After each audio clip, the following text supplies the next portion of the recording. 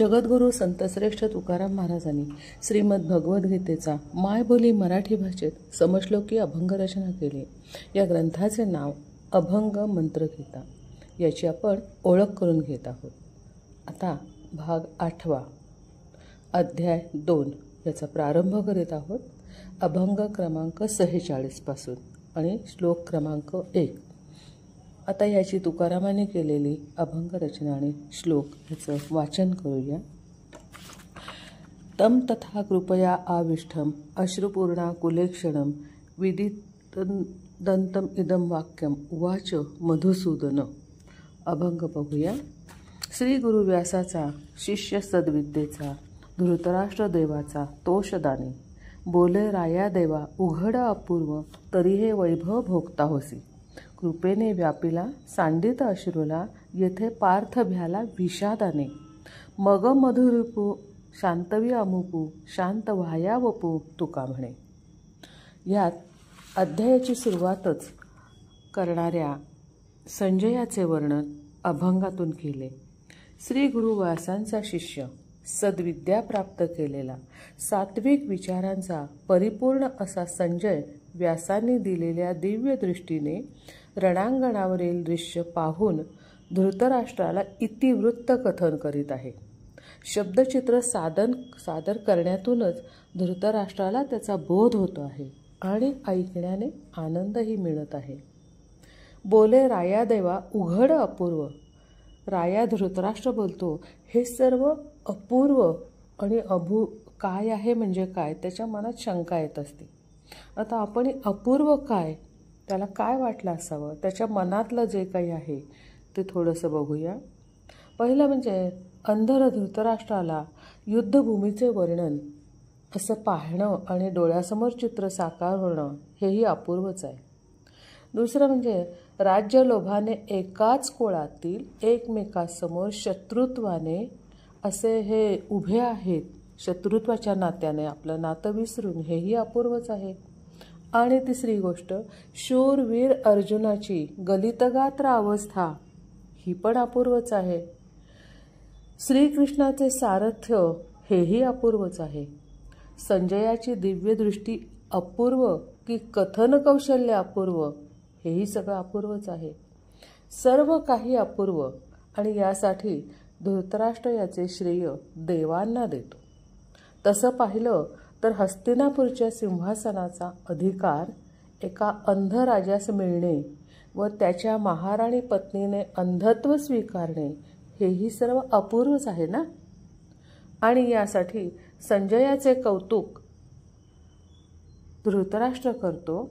तो म्हणतो तरी हे वैभव भोगता होसी असा आशीर्वादही संजयाला धृतराष्ट्र देतो. का तर त्याच्या मनातले सगळं अपूर्व पाहिले ना, त्याबद्दल ते त्याला जे कळतं ते फक्त या संजयामुळे. आणि त्यावेळी संजयाचं मात्र त्याच्या मनात जे काही चालू असतं पण संजयाचं मात्र कथन चालू आहे इकडे. तो म्हणतो कृपेने व्यापिला सांडित अश्रुला. श्रीकृष्णाच्या कृपादृष्टीने परिपूर्णता लाभलेला अर्जुन आज त्याच्या डोळ्यातून अश्रूंचा पाझर सतत चालू आहे. गुरु आणि शिष्य देव आणि भक्त हे दोन बाजू एकाच ह्याच्यावरनं जाणारे मार्गावरून जाणारे पण बाजू दोन आहेत. त्यांच्या दोन रस्ते आहेत, मार्ग एकच आहे. आणि हे तसे विचार ही दोन मार्गावर स्थित आहेत. देव किंवा गुरु लढायला सांगतात आणि शिष्य किंवा भक्त लढायला तयार होत नाही. कुणी कुणाचं ऐकावं या प्रश्नाचं कोडं काही सुटत नाही आहे. दोघांनाही एकमेकापासून विलग व्हायचं नाही आहे. आणि त्यातून अर्जुनाच्या मनात मात्र खेद निर्माण झाला आहे आणि त्यामुळंच त्याचा उत्साह भंग झाला आहे. त्याच्या मनात भीती निर्माण झाली आहे की श्रीकृष्णाचा विरह सहन करू शकणार नाही आहे. याची धास्ती मनात निर्माण झाली आहे. आता ह्यामध्ये कृष्ण भक्ताकडे किंवा शिष्याकडे पाहून काय करतो, कारण अर्जुनाच्या मनात दुःखी भावनेने तो व्यक्त झाली आहे आणि कृष्ण भक्ताकडे बघतोय कारण दोघांची आपापली मताशी ठाम आहेत. पण ह्याचा परिणाम काय होईल हे कृष्णाला माहीत असल्यामुळं तो आपलं काय निर्णय घेतो की मग मधुरिपू शांतवी अमुपू शांत व्हावा वपू तुका म्हणे. अर्जुनाला उद्विग्नतेतून शारीरिक किंवा मानसिक अशांततेतून शांततेकडे आणण्यासाठी आता कृष्ण सिद्ध झालाय. आणि यापुढे म्हणून पुढचा अभंग आहे तो श्री भगवानुवाच. प्रथम आपण आता श्लोक बघूया. श्लोकापासून आणि मग अभंग बघूया. कुतः त्वा कश्मलम इदम विषमे समोस्थितम अनार्यजुष्टम अस्वर्ग्यम अकीर्तिकरम अर्जुन. अभंग आहे श्री भगवानुवाच. बोले भगवान योग्याजो निधान कैसे कश्मलपण तुझा आले. उदेले विषमे न लागे सत्कर्मी जेणे राहावे धामी अकीर्तीच्या. नरकासी जोडीसी हे दिसे आम्हासी त्यागी बुद्धी ऐसी तुका म्हणे. आता ह्यात अभंगात काय काय सांगताय तुकाराम बघूया. एक अनुभव तुम्हा सर्वांना येणारा असतो, माझ्या लक्षात आलाय म्हणून मी आपल्याशी बोलतीये की घरात लहान मुलं आहे. आता छोट्या बाळाला जे काम येतं ते आई त्याला सांगते आणि कर रे पुन्हा पुन्हा सांगते आई. अरे कर ना रे, तेवढं माझं काम कर ना, मला तेवढीच मदत होईल असा आग्रही करते. आणि ते मूल मी करणार नाही नाही म्हणजे नाही असा हट्ट करतं. तरीही आईने सांगितले, अजूनही आई सांगते म्हटल्यावर मग ते लागतं रडायला. आणि हीच अवस्था श्रीकृष्ण आणि अर्जुनाची झाली. अशावेळी कृष्ण शांतपणे अर्जुनाशी संवाद साधतो. आत्तापर्यंत जणू काही शब्दांचा खजिनाच अर्जुनासमोर त्यांनी मोकळा केलाय आणि त्याला खरं खजिनाच म्हणावं लागेल. आणि जो ठेवा फक्त कृष्णाकडे आहे तो त्याने फक्त अर्जुनालाच बहाल केलाय. त्याने त्या शब्दार्थातून शहाणे व्हावे, त्या दोघांच्या द्वैतातून अद्वैत घडावे ही कृष्णाची अपेक्षा आहे. कैसे कश्मलपण तुझं आले असेही विचारतो. अरे अर्जुना, मी एवढं सांगून तुझ्या मेंदूत शिरत नाही आहे का? त्याच्यावर धूळ बसली आहे, मळ चढलाय. आणि पुढे म्हणतो उदेले विषमी न लागे सत्कर्मी. तुझ्या माझ्यात विषमता संपतच नाही आहे. सत्कर्माच्या मार्गाने तू कधी जाणार? आणि हे सगळं कृष्ण विचारतोय. पण आत्ताचा जर कृष्ण आत्ताच्या अर्जुनाला विचारेल, अरे तुला समजत नाही आहे का? तुझ्या मेंदूत काही दोष निर्माण झालाय का की डोक्यावर पडलायस? असं नेहमीचं वाक्य आपण थोडं बाजूला ठेवूया आणि पुन्हा अभंगाकडे जाऊया. कृष्ण अर्जुनाला काय म्हणतं ते बघूया. जेणे राहावे धामी अकीर्तीच्या. तुझी आजपर्यंतची कीर्ती आठव. धनुर्धारी वीर लढवई अर्जुन न लढण्याची भाषा करतो तेही रणांगणावर. अरे तू ह्या निर्णयातून असा काही स्वतःभोवती कोश निर्माण केलायस की आता तुझी ह्यानंतर असाच वागत राहिलास तर तुझी कोणाला आठवणच येणार नाहीये. एखाद्या शिखरावर तळपणारा तू पायतळी गाडला जाशील, मग यातून तुझं काय होईल बरं? तर नरकासी जोडीशी तुला नरकवास भोगावा लागेल. त्यागी बुद्धी ऐसी तुका म्हणे. आणि म्हणून तू हे विचार सोडून दे, तुझी मती शुद्ध कर, मळ काढून टाक. आणि हे सर्व सांगूनही अर्जुनाची तयारी काही अजूनही दिसत नाहीये. तर त्याला कोणत्या अवगुणाच्या तराजूत जोखले जाईल हेही श्रीकृष्ण सांगतो. आता ते काय सांगतो ते आपण 48व्या अभंगात बघूया. त्याच्या आधी त्याचा श्लोक वाचूया. क्रैब्यम मास्मगमहा पार्थ नैतत्वयुपपद्यते क्षुद्रम हृदय दौर्बल्यम त्यक्तोत्तिष्ठम परम तप. अभंग आहे. पार्था शंठ होणे नको लाजिरवाणे, तुझं पूर्णपणे बाधकचे. द्वाड हे कल्पना तुझं जी साजेना, तुच्छ त्यागी रणा लागी उठ. लंडीपण परमतपा हे त्यागी पा, मार्ग धरी सोपा वडिलांचा. तुका म्हणे देवो बोलता सद्भावो, वदे महाभावो पुढे ऐका. अभंग काय काय सांगतो बघूया. आपण ज्या शब्दाने अर्जुनाचे वर्णन उच्चारू शकत नाही ते श्रीकृष्णाने अर्जुनाला संबोधले पार्था. षंढ होणे नको लाजिरवाणे, तुझं पूर्णपणे बाधक जे. कृष्ण कठीण कामात सुरुवात करतो असेच म्हणावे लागेल. आत्तापर्यंत गप्प असणारा कृष्ण षंढसारख्या शब्दांनी अर्जुनाशी संवाद साधतोय. शब्दांच्या आघाताने अर्जुनाची मती बुद्धीवरचा मळ निघेल असा प्रयत्न या षंढ शब्दातून कृष्णानं केला आहे असंच म्हणावं लागेल. तुझा भक्त शिष्य वीर लढवय्याला षंढ म्हणतोस, हे वाक्य अर्जुनाच्या मनात यावे. रागारागाने का होईना विचाराची विषमता दूर व्हावी हा कृष्णाचा हेतू इथे स्पष्ट होतोय. पुढे त्याला लाजिरवाणे शब्द वापरून त्याला हिणवतोय. हे नाकर्तेपणाचे वागणे तुझ्या वीरतेला अशोभनीय आहे. तसेच कोण आहेस तू, काय झालास तू, तुझ्या या लज्जास्पद वर्तणुकीची बाधा झाली आहे. या नामर्दपणाने तू बाधित झाला आहेसच. आणि अशातून कृष्ण अर्जुनाचे मन, विचार, बुद्धी शुद्ध करण्याचा प्रयत्न करत आहे. तो म्हणतो, द्वाड ही कल्पना तुझसी साजेना, तुच्छ त्यागी रणालागी उठ. अरे अर्जुना, तुझं हे अनाकलनीय विचार आणि भोंदू कल्पना फेकून दे, तरच तू बाधामुक्त होशील. आणि लढायला तयार हो. तुझे हे षंढपण निघून जाईल. आज तरुणाईला कसे समजावून सांगावे हा पालकांपुढे प्रश्न पडलाय. ही विषम विचार घरोघरी आहेत.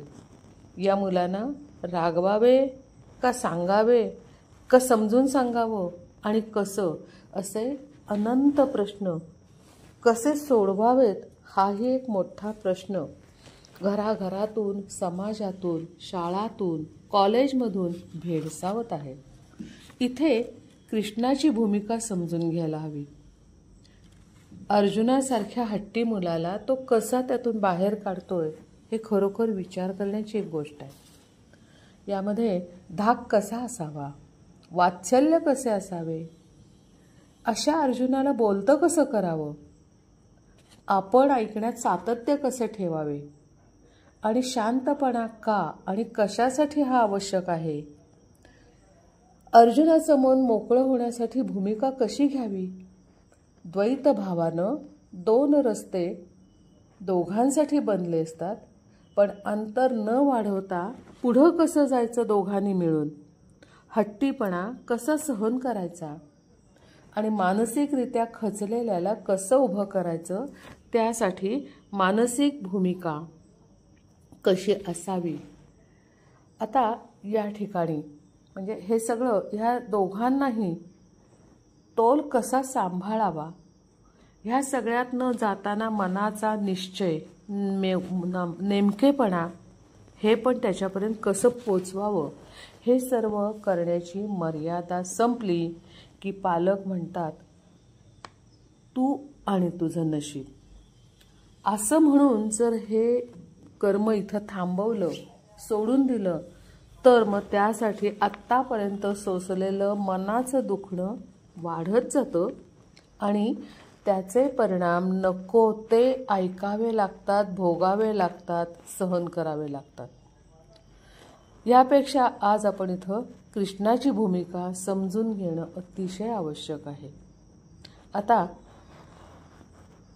अशा वेळी शब्दांचा मार कृष्णानं केव्हा आणि कसा फटके मारलेत, तर तसे ते कडक शब्द वापरून राग हा अनाकलनीय शब्दातून व्यक्त करणे भाग आहे.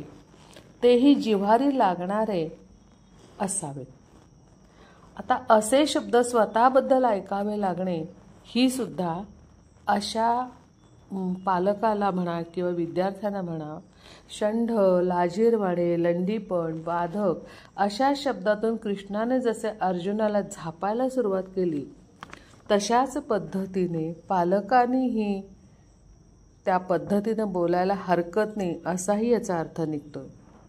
आणि याचा परिणाम आता हे सगळं कृष्णानं केलं आहे, आपण हे अनुकरण करायचं म्हणतोय, पण ह्याचा परिणाम काय झाला ते तर बघूया. इथं वदे महाभावो पुढे ऐका, म्हणजे पुढच्या अभंगात काय घडलंय हे आता आपण बघूया.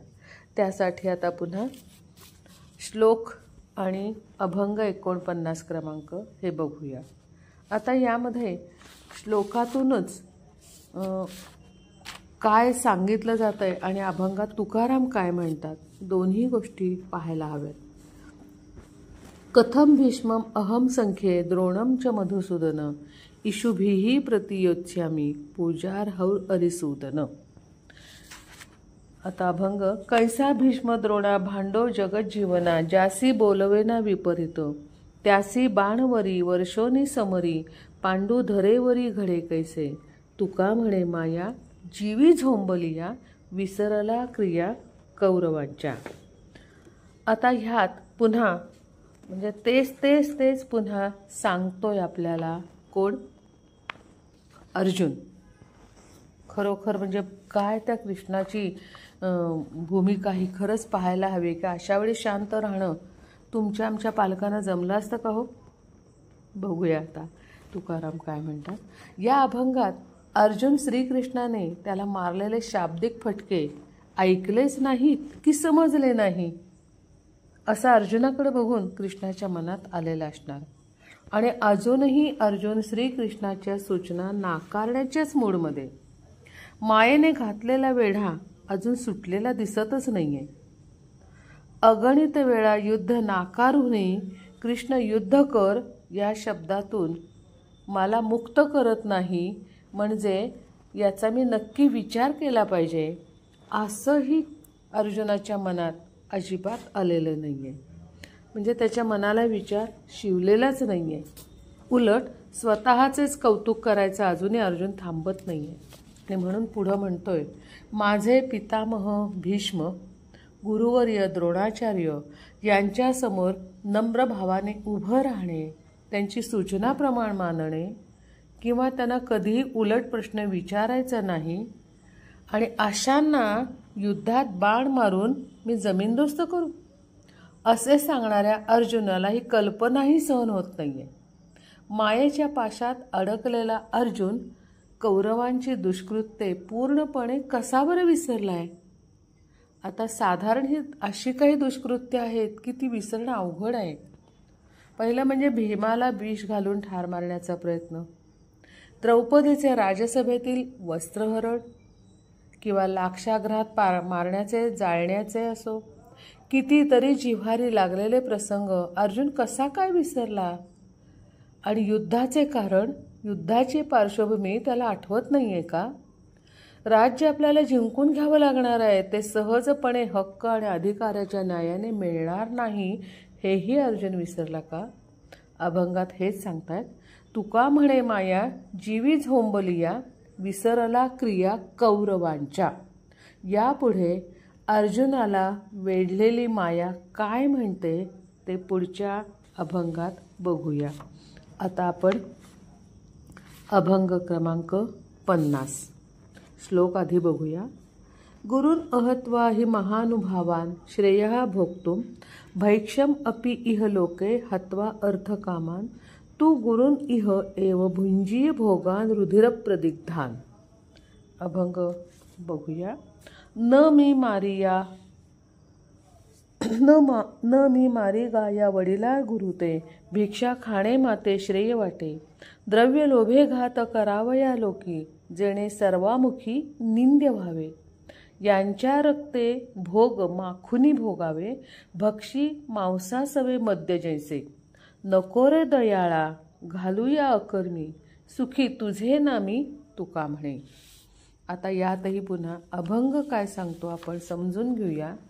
अर्जुन अजूनही हा म्हणजे आता मगाशी आपण अभंगात पाहिलं त्याला शाब्दिक फटके मारलेत कृष्णाने, पण अजूनही अर्जुन आपला हेका सोडत नाही आणि पुढे म्हणतो, मी माझ्यासमोर असणाऱ्या पितासमान थोरा मोठ्यांशी युद्ध करणार नाही. मी कंगाल झालो, भिक्षा मागायची वेळ आली तरी चालेल.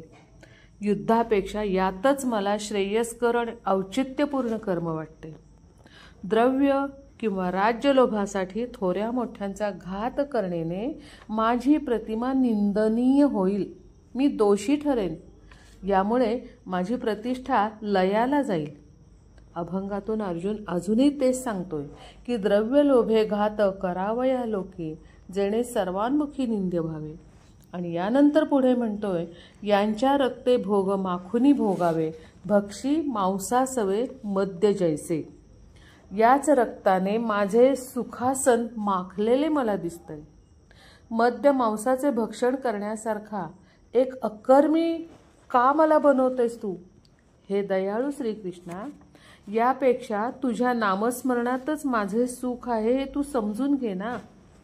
इथे आता अभंग आपण अर्जुनाचं म्हणणं ऐकलं, पण आपण इथं अर्जुनाचं म्हणणं थांबूया आणि आपल्या मनात सतत डोकावणारा प्रश्न तो बघूया की ज्याचे नामस्मरणात अर्जुनाचे सुख आहे त्याची सूचना तो शब्दप्रमाण का मानत नाही आहे? कधीच त्याचं ऐकत नाही आहे तो. आणि ह्याचं उत्तर, ह्या प्रश्नाचं उत्तर आपण शोधत पुढे पुढे जाऊया. हा भाग इथेच थांबूया. अभंग मंत्रेचा खुलासा यासाठी तुकारामांच्या अभंगातून होईल म्हणून त्यांना वंदन करूया. कृष्णार्पणमस्तु. राम कृष्ण हरी.